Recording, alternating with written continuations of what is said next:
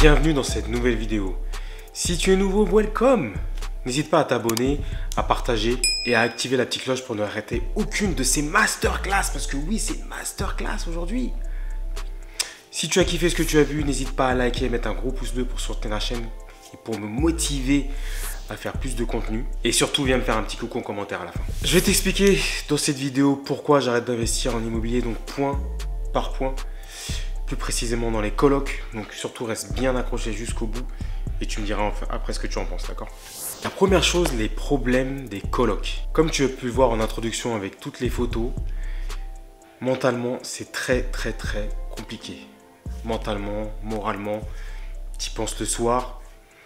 Je vais te lister un petit peu les problèmes que j'ai eu récemment, même sur la dernière année ou même sur cette année, même en début d'année, et tu vas comprendre très rapidement. Ce qu'il faut d'abord que tu saches, c'est que plus tu fais des grandes colocs, plus tu auras des problématiques. Donc là où tu as plus de problématiques, c'est quand tu as des colocs en maison, où il y a vraiment plus d'espace commun. En appartement, tu as un peu moins de problématiques, mais tu peux en avoir aussi. C'est-à-dire que plus il y a d'interaction entre les colocataires, plus il y a un risque de problématiques. Tu as aussi tout ce qui est problématique individuelle, où le colocataire se débrouille très bien tout seul pour avoir des problèmes en fait. Une des premières choses qui va forcément t'arriver et qui nous arrive à tous, propriétaires de colocation, c'est que le colocataire va t'appeler pour tout et n'importe quoi et potentiellement à n'importe quelle heure. Donc ça peut être des messages WhatsApp à 23 h, à minuit, des appels tard le soir, pour changer des lampes, pour fixer une tringle, pour rajouter une petite étagère sur des toilettes. Enfin, il peut t'appeler pour tout et n'importe quoi, que ce soit. Dieu merci, en général, ce n'est pas des problèmes graves. Mais tu peux être contacté n'importe quand. Nous, au début, par rapport à ce qu'on fait avec Nora, et tu verras Nora si tu connais sur les réseaux, donc je t'invite à nous rejoindre sur Instagram, qui va s'afficher quelque part là. Nora, elle est très gentille, avenante, etc. Et elle aime bien que les gens soient au max. Donc nous, quand on accueille les colocataires, on leur dit écoutez, vous aurez tout ce qu'il faut, etc. Certes, on a des loyers très chers, donc je ferai une autre vidéo pour t'expliquer comment je fais. On a des loyers très élevés, mais on fournit des prestations nickel, neuves, etc. Le problème, c'est que le colocataire, il se dit ok, je paye un loyer, j'ai droit à tout. C'est-à-dire que si j'ai un problème, je l'appelle, même si c'est du meublé. Si j'ai un truc qui est en panne, je l'appelle. Si c'est un truc qui est abîmé, je l'appelle. Alors que lorsque vous avez des pannes, etc., vous avez des choses qui sont à la charge du locataire. Si vous avez d'autres soucis, après, vous avez l'assurance. En d'autres termes, si le colocataire est bien autonome, normalement, le propriétaire n'a pas à être appelé très souvent. Vraiment, s'il y a des cas de force majeure, et même s'il y a des cas de force majeure, c'est l'assurance qui rentre en compte. Ensuite, vous avez la problématique d'interaction entre les colocataires, la problématique des couples. C'est pour ça qu'il y en a qui font des colocations avec des lits une place. Moi, c'est ce que je faisais au début. Mais moi, je fournis des prestations premium, des prix très élevés, donc j'ai vite changé d'avis. Même si, pas que je regrette, mais ça a quand même des impacts. Donc, dans vos colocations, potentiellement, il y a des gens qui vont se mettre en couple. Moi, ça m'est arrivé 2 fois dans la même colocation. Admettons, ils font ce qu'ils veulent, hein, j'ai rien à dire là-dessus. Mais quand ça se finit, c'est là que ça pose problème. Donc ça finit toujours par se finir malheureusement, et quand ça se finit dans votre colocation, c'est un problème. Donc j'ai eu un couple où ça s'est fini, et la personne ne voulait plus partir. Donc la personne en question m'appelle à 23 h, un tel ne veut plus partir, etc. Mais je dis mais je comprends pas, j'avais fait l'état des lieux de sortie de la personne en question, comment ça se fait qu'elle est là? Et bref, il me dit elle veut plus partir, machin. Donc ils étaient en couple, il avait hébergé parce qu'elle avait plus de bail. Et du coup, ils se sont disputés, machin, et comptaient sur moi pour venir la récupérer. Donc j'ai été appelé le soir de mon anniversaire, à 23 h, pour que moi je vienne fasse quelque chose, alors que si elle veut pas partir des lieux, bah, c'est la police ou autre. Enfin, bref. Et c'était un dimanche. Bref, cette personne en question, il y a eu beaucoup de problématiques, la police a dû être appelée, enfin, le personne en question était harcelé entre guillemets, alors qu'ils étaient encore plus ou moins ensemble, enfin bref. Il y a plein de problématiques par rapport à ça. Il y a aussi dans cette coloc des problèmes de vol, nourriture, de vêtements, il y a aussi des problèmes avec la lessive, l'autre qui prend le truc dans mon frigo, le machin, etc. etc. Dans d'autres colocs, j'ai une problématique où le syndic veut arrêter les colocations, parce qu'il faut savoir que quand vous faites des colocations d'appartements, le syndic va toujours essayer d'arrêter vos colocations. Via des règlements de copro qui datent des années, je ne sais pas combien, de Mathusalem 58 ou des 70, où la colocation, on ne savait même pas si ça existait, donc il s'appuie sur un vieux règlement pour annuler quelque chose qui s'est passé après. Bref. Donc vous verrez, ils m'ont envoyé des recommandés pour dire ok, il faut absolument annuler les colocations, etc. Ensuite, j'ai des problèmes classiques ou de loyer impayé, ou loyer payé très en retard. Les personnes qui te disent, donc on est le 15 du mois, les personnes qui te disent je vais te payer le 15 ou je sais pas quoi, sans t'avoir prévenu en amont, bien entendu. Mais toi, en face, tu as toujours ton crédit, hein, bien évidemment. Ensuite, tu as les colocs qui laissent toujours les draps dégueulasses. Donc les draps, les matelas, les housses de couette, ça c'est toujours dégueulasse. Les petits joints au niveau de la salle de bain, ça c'est toujours dégueulasse. Donc si vous ne prenez pas de femme de ménage, vous êtes mort. L'entretien du bois au niveau de l'évier, ça c'est toujours dégueulasse. Mais je me suis rendu compte après que j'aurais dû fournir des trucs de placo ou du faux bois pour pas abîmer. Et tout ça, bien entendu, ce sont des choses à la charge du colocataire. Donc il y a plein de petits trucs comme ça en fait, où quand vous faites l'état des lieux, vous vous dites ok, vous êtes cool, machin, on s'entend bien, etc. Mais il y a des choses qui sont très énervantes parce qu'il y a tout ça à faire. Et quand vous devez replacer quelqu'un le lendemain, c'est pas possible en fait, parce que vous avez le temps où il faut tout laver, faire venir la femme de ménage. Donc du coup, vous avez des jours de vacances locatives, mais c'est pour votre pomme en fait. Ensuite, il y a des choses, tout ce qui est cassé, des vitres cassées, des lits cassés. J'ai eu des lits cassés, je sais pas ce qu'ils font. Je comprends pas, chacun a un grand lit, ils dorment à 10 dans le lit. Des lits cassés. Donc pareil, même si vous facturez colocataire, il faut aller chercher le lit. Le temps que vous allez chercher tous les lits, etc., vous pouvez pas relouer entre-temps un autre locataire en fait. Vacances locatives dû à ce problème-là. Mais ça, vous pouvez pas le facturer non plus. Autre souci que j'ai eu récemment, c'est que donc j'avais besoin de faire des travaux d'amélioration dans ma maison du coup, pour mettre plus d'espace privatif par rapport aux colocataires avec tous les soucis que j'avais eu. Et puis c'est ça qui était le projet de base. Donc j'ai dû réemprunter, etc. Bon, ça c'est un autre sujet avec mon partenaire qui m'a emprunté. Donc d'ailleurs, si vous cherchez un financement, vous me dites en commentaire. Bref, avec mon partenaire, j'ai eu au téléphone au moment où je tourne cette vidéo à l'instant. Ça va me coûter quelques dizaines de milliers d'euros. Mais au moins, je vais faire ce que j'avais prévu de départ, par rapport au départ. C'est-à-dire faire des espaces plus privatifs dans une colocation maison. Parce que quand chacun a une chambre, machin, il y a trop d'interactions. Donc dans la chambre, je vais mettre plus de choses. Comme ça, il y aura moins d'échanges entre les colocataires. Normalement, c'est le but, mais il y a trop de problématiques après. Donc bref, on a commencé les travaux, etc. On s'était entendu là-dessus. Après, ils ont changé d'avis, ou bref, il y a eu un quiproquo, enfin bref, ça a ralenti les travaux. Entre-temps, je ne peux pas faire mes travaux. Du coup, je perds du chiffre d'affaires. Je ne peux pas louer, je ne peux pas faire mes travaux. Lui, il veut pas ci, lui, il veut pas cela, etc., etc. Et des problématiques dans tous les sens. Et mentalement, t'y penses. T'y penses. Donc, tout le temps, des trucs comme ça. Et dernière en date aussi, où j'ai été appelé par rapport à la chaudière, donc entretien par rapport à les locataires, où j'avais mis la notice sur le frigo. Le locataire m'envoie un message à 23h, 23h30. Comment on fait? Il y a un problème, machin, ça marche pas, etc. Il y a toujours des problématiques. Toujours. Donc mentalement, ça commence à être relou. J'ai pas d'autres mots. Parce qu'il y a toujours des problématiques. Et je peux vous garantir que je vais pas faire tout l'écueil de toutes nos problématiques, parce que la vidéo elle va durer 3 heures. Ce qui est déjà pas mal là. Mais il y a beaucoup pire que ce qui m'est arrivé moi. Ensuite, vous avez les taux qui augmentent sans arrêt.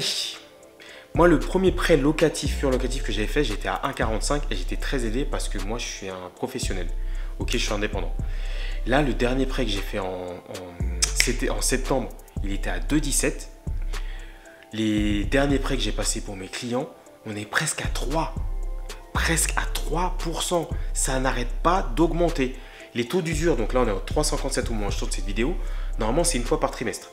Mais la Banque de France elle a dit ok, je pense qu'on va passer tous les mois parce que c'est n'importe quoi.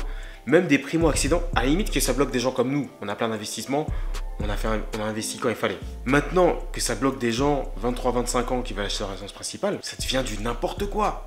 Les taux n'arrêtent pas d'augmenter, l'immobilier baisse soi-disant, entre guillemets. Après c'est logique parce que si plus personne n'a de prêt, bah moi je suis obligé de baisser. Là je suis en train de vendre 2 maisons. Je suis obligé de baisser mon prix de maison si je veux que les gens puissent acheter. Donc là pour l'instant je ne suis pas à ce niveau-là. Parce que j'ai des holdings et tout, je peux faire remonter l'argent pour les maisons qui ne sont pas louées en attendant que je vende. Mais forcément, on sera obligé d'arriver à cet extrême-là en fait. On n'a pas le choix. Donc ça n'arrête plus. Mes partenaires, ils pètent un plomb. Ils ne peuvent pas faire le travail. Même les partenaires de haut niveau. Même si vous avez un dossier béton, les taux d'usure, c'est un calcul qui est comparé au TAEG. C'est un calcul en fait sur tout le coût du financement. Donc peu importe comment vous présentez le dossier, le coût du financement, c'est le coût du financement. Donc ça bloque tout le monde, c'est vraiment chiant, compliqué. Et justement, donc par rapport à ce taux d'usure, comme je vous disais, il est à 3,57 et il augmente beaucoup trop lentement par rapport au TAEG. Donc vous avez le TAEG qui est là. Donc là, en ce moment, on est à 2,57. Donc je vous invite à aller sur Meilleur Taux. C'est honnêtement, je sais pas, par rapport au courtier, moi je vous recommande pas parce que voilà, vous pouvez faire votre truc tout seul ou vous m'appelez moi. ou quelqu'un d'autre qui a déjà fait des investissements, bref. Mais au niveau des taux, il calcule bien. 2,97 quand on est presque à 3, c'est taux hors assurance. Après, il faut rajouter l'assurance pour avoir le TAEG. Vous vous rendez compte? C'est pas possible. C'est pas possible. On ne peut pas s'en sortir avec ces situations. Les colocs qui me prennent la tête, mentalement, c'est une dinguerie. C'est compliqué. Le syndic qui veut arrêter mes colocs. Les taux d'usure qui augmentent très très lentement par rapport au TAEG. C'est pour ça que j'arrête. C'est mort. Terminé. Nada. Bon, la team, sérieusement, vous êtes vraiment dit que j'allais arrêter par rapport à tous ces problèmes? Donc tout ce que je vous ai dit avant, bah, c'est l'entière vérité, la team. Par contre, si vous pensiez que vous allez gagner de l'argent sans avoir de problème, non, sérieusement, vous pensez gagner de l'argent sans avoir de problème? Waouh! Quand vous faites du business, d'investissement immobilier, peu importe ce que vous faites, votre capacité à avoir beaucoup d'oseille, votre capacité à avoir pas mal d'investissements et à atteindre le level vraiment au-dessus, c'est de résoudre le problème et s'adapter à chaque fois plutôt que d'éviter les problèmes. Ce que je vous ai expliqué là tout à l'heure, oui, c'est la vérité. Par rapport aux colocs, ce qu'il faut qu'on fasse, comment nous on va faire? On va mettre plus de distance avec les colocs. Nous, c'est vrai qu'on est dans le tutoiement, machin, vous voyez comment je suis assez ferme, clair, machin, moi j'aime bien les chiffres. Vous savez ce qu'on fait, madame, donc moi c'est plus la partie financement, etc., carré, machin. Et madame, c'est plus recherche de biens, etc., gestion de travaux, relationnel, etc. D'accord? Moi, c'est plus tac, tac, tac. Donc, avec les colocs, on est plutôt cool, machin, tutoiement, machin. Donc, on va mettre une distance, vouvoiement. Et à chaque fois qu'on va avoir un nouveau colocataire, on va présenter le papier par rapport à qui gère quoi, etc. Vous nous contactez de telle heure à quelle heure s'il y a un souci. Si vous avez un grave souci, c'est l'assurance. S'il y a ceci, c'est ça. S'il y a ceci, c'est ça. Par rapport au matelas, drap, etc., si vous rendez sale, il y aura une facture de pressing. Si vous cassez le lit, il sera facturé. C'est 7 ans, etc., etc. Facture, etc., etc. On va bien les briefer avant. On va tout refaire, repenser notre charte, tout repréciser, tout redétailler, refournir le document qui donne la répartition des gestions locatives, refaire signer, tout, redire, etc., remettre des distances et par rapport à l'état des lieux, le faire de fond en comble. Donc c'est vrai que l'état des lieux, on le faisait, regardez, là je suis sur mon fauteuil, je regardais, vous voyez le coussin là, je regardais du côté, ok, pas de souci. Alors que là, l'état des lieux, j'ai même vu des trucs derrière en fait. Donc ce qu'on va faire, c'est qu'on va regarder comme ça, soulever comme ça, tout enlever, tout machin. Même si l'état des lieux il va durer beaucoup plus longtemps, bon c'est pas moi qui vais le faire, je vais déléguer. Mais au début, on voulait être efficace et faire vraiment l'essentiel. Là maintenant, on va faire l'état des lieux décortiqué. On va tout faire en détail. Et on va mettre des choses en place pour limiter les interactions avec les colocataires. En appartement, il y a un peu moins de problématiques. Par contre, en maison, c'est vrai qu'il y a pas mal de problématiques. Donc, moi, ce que je vous recommande, c'est que si vous faites des maisons, mettez pas mal d'espaces privatifs au niveau de chaque colocataire. Vous pouvez mettre des espaces communs. Donc, nous, il n'y aura plus que la buanderie et une partie extérieure, etc. Mais moi, je vais limiter en maison les espaces, clairement, tout ce qui est espace colocataire. Après, s'ils veulent faire des trucs entre eux, tant mieux. Mais au moins, ils seront autonomes. Dans leur chambre, ils auront pas mal de choses. Salle de bain, petit espace pour manger, etc. Toilettes, etc. Ils seront autonomes. Après, s'ils veulent se regrouper, c'est leur problème. Mais au moins, ils seront autonomes. Et il n'y aura pas d'histoire de je me mets avec lui, machin, etc. C'est comme ça qu'on va résoudre ces problématiques par rapport à la colocation. Après, ce que je vous ai dit en début de vidéo, c'était aussi la vérité. C'est pas possible, on va tout arrêter en fait. Tu te dis, mais je vends tout, j'en ai ma claque, j'arrête l'immobilier.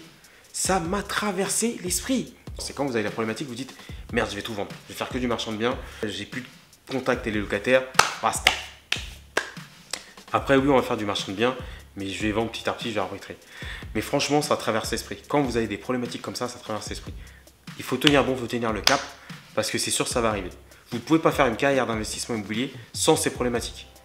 C'est de l'humain. Donc quand il y a des interactions avec l'humain, il y a toujours des problématiques. Donc après, moi, j'ai pas eu le pire. Donc j'ai pas eu quelqu'un qui m'a tout dégradé, qui a tout cassé. J'ai pas eu quelqu'un qui n'a pas payé des loyers pendant des mois et des années. J'ai pas eu de problème de squat. Voilà, j'ai pas encore eu des problèmes de ouf. J'ai eu des problèmes très chiants, mais j'ai pas encore eu des problèmes hyper. Je pense qu'il y a pire. Mais même si on a le pire, il y a des situations à mettre en place. Ok ? Ensuite, par rapport au taux du crédit et au taux d'usure. Alors, là, pareil, ce que je vous ai dit, c'était vrai. les taux n'arrêtent pas d'augmenter. Moi, j'étais à 1,45. Le dernier que j'ai fait, j'étais à plus de 2,17 sans l'assurance. Et avec l'assurance, je suis presque à 3. Ok. Pour les clients, là, celui que j'ai fait, on frôle presque les 3,57. On est un petit peu en dessous. Ok. Maintenant, quand il pleut, est-ce que vous voulez que la pluie s'arrête? Ou est-ce que vous mettez un manteau et un parapluie? Quand il y a du soleil, est-ce que vous essayez d'aller cacher le soleil ou de demander au soleil, je ne sais pas, de réduire sa luminosité? Ou vous mettez à l'ombre et vous mettez une casquette? Ça s'appelle l'adaptation. Les taux n'arrêtent pas d'augmenter. Arrêtez de cogiter sur des choses dont vous n'avez pas le contrôle. Les taux n'arrêtent pas d'augmenter, on n'a pas le contrôle. Le taux d'usure augmente très lentement, c'est-à-dire que le TAEG qui est là rattrape le taux d'usure qui est là. Du coup, le TAEG il vient au-dessus, on ne peut pas. Sachant que les banques ne voudront jamais baisser leur taux ou ils vont baisser à la marge si c'est votre résidence principale, etc. Si vous avez des comptes depuis là-bas. Mais si vous êtes un prospect, vous êtes un nouveau, elle ne va pas baisser le taux pour vous. Pourquoi faire? Le crédit, ça ne rapporte rien. Donc, on n'a pas de contrôle sur ça. J'ai pas de contrôle sur les hausses des taux, j'ai pas de contrôle sur le taux d'usure. Donc, dans ces cas-là, il y a deux solutions. Donc, ça ne sert à rien de chercher des stratégies, machin, il y a deux solutions. Soit j'essaye de m'adapter et comme quand il pleut, je mets un manteau, un parapluie. Je ne dis pas je vais arrêter la pluie. Soit je me plains, j'essaye d'arrêter des choses dont je n'ai pas le contrôle et j'arrête. Et je regarde BFM, les articles, je dis ah mais les taux augmentent, c'est trop tard, c'est foutu, l'immobilier, c'était pas le moment, c'est trop tard, etc. Il faut s'adapter. Parce que même si vous êtes obligé de vendre moins cher par exemple à cause de ces conneries, vous allez aussi acheter moins cher. Donc vous n'allez pas être impacté dans un sens, c'est pas impacté dans l'autre. D'accord? Tout le monde est impacté. C'est la merde pour tout le monde. Maintenant pour le taux d'usure, quand le TAEG est supérieur, c'est compliqué. Donc j'avais fait une autre vidéo exprès sur le taux d'usure. Vous irez regarder où je mettrai un lien là-haut. Le taux d'usure, il faut baisser les paramètres du taux d'usure. Donc vous baissez les frais de notaire par exemple en rajoutant des meubles. Vous pouvez baisser aussi les frais de dossier, etc. Bon, c'est très négligeable.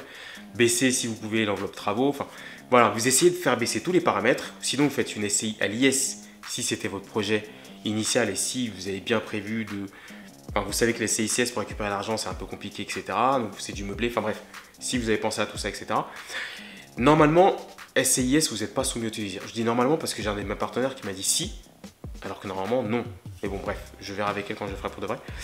Mais normalement, SCIS, vous n'êtes pas soumis au taux d'usure et en plus, ça vous permet d'investir avec quelqu'un qui a vraiment une situation plus intéressante que vous et ça vous permet d'investir un peu plus. Donc voilà, problématique, solution, problème, étape par étape, on s'adapte et on s'adapte pour les prochaines fois, etc., etc. Plus vous allez faire d'investissement, plus vous allez avoir de problèmes. C'est pas parce que vous aurez 10 millions d'investissements que vous n'aurez plus de problèmes. C'est pas parce que vous aurez 50 millions d'investissements que vous n'allez pas cogiter et péter un plomb. Vous pensez que les gens qui sont très riches et cogitent pas, qui sont pas des fois en déprime ou qu'ils ont pas envie de tout lâcher ou tout claquer? Vous pensez que... Je sais que mes confrères ils vous disent qu'ils ont des méthodes machin, miracles, machin, etc. Mais même, il y a des méthodes, il y a des façons. Mais les problèmes, on ne peut pas les éviter. On ne peut pas prévoir la folie d'un locataire qui vous appelle à je sais pas quelle heure ou qui va pas payer son loyer ou qui... Ça, vous pouvez pas. Je vous dis parce que je sais qu'il y a des gens, des confrères à moi qui disent oui, je vais vous apprendre comment trouver le bon locataire, machin. Je peux vous dire que les bons locataires, c'est quoi un bon locataire? C'est quelqu'un qui a 4 fois plus le loyer. J'ai pris un locataire sur une de mes colocs qui gagnait 500, enfin moins, ma chambre elle est à 658, la personne a gagné moins. Pourquoi? Parce qu'il y avait du feeling. Elle a eu 0 loyer impayé. J'ai des gens qui gagnent beaucoup plus, ils payent en retard ou machin. C'est même si vous demandez 3 fois le loyer, des garants de je sais pas quoi, le garant de je sais qui, 15 000 garants, je sais, est-ce que je peux cumuler les garants, machin. Ils demandent des garants à des gens qui sont en CDI. Arrêtez de demander des garants à des gens qui sont en CDI, le gars gagne 3 fois le loyer. Bref, donc un bon locataire qui peut sembler être un bon locataire, tout se passe bien, il peut péter un plomb ou ça peut mal se passer. Donc il y a des choses qu'on ne pourra pas déceler. Après, si vous faites de la colocation, il y a rarement des impayés parce qu'il y a des parents derrière, etc. etc. Adaptez-vous en permanence, on s'adapte. Arrêtez de vous dire quand il y a une solution, c'est mort, etc. Vous aurez des moments de déprime, vous aurez des moments où vous allez péter les plombs, où vous voulez tout vendre, où vous voulez plus avoir accès aux locataires, etc. Moi, j'ai eu ces moments-là, je vous dis honnêtement. Donc, je sais que sur les réseaux, il faut dire machin, montrer les chiffres. Vous savez que j'aime bien montrer les chiffres. Donc là, aujourd'hui, il n'y a pas de chiffres. Je vous dis dans quel état j'étais. C'est vrai que j'étais dans un mood un peu C'est pour ça que là, je reviens sur YouTube. Mais j'étais pas trop dans le mood, machin, parce qu'on investit beaucoup. On a 2 maisons en travaux. Ça fait du taf. Les problèmes de colocation qu'on avait, les kids, le sport, machin. Bon, voilà. J'étais pas dans le mood, tu vois. Donc, moi, je préfère être transparent. Je vous le dis, ça peut arriver. C'est comme ça. On a pas mal d'investissements, c'est vrai. On a pas mal de sociétés. Mais des fois, c'est la merde. Donc, il faut s'adapter, souffler. Et on repart de plus belle. Ok, merci à vous d'être resté tout au bout de cette vidéo. Ah, c'était long. Oh là là là là. Faut que j'arrête de m'absenter parce que les vidéos elles vont durer 3 heures. Si tu es encore là, commente problème. Parce que oui, des problèmes. Moi, j'en veux des problèmes. Parce que plus j'ai de problèmes, plus ça veut dire que j'ai de l'oseille. N'hésite pas à me rejoindre sur Instagram pour qu'on fasse plus de connaissances. Je pense que je t'ai tout dit. Ciao!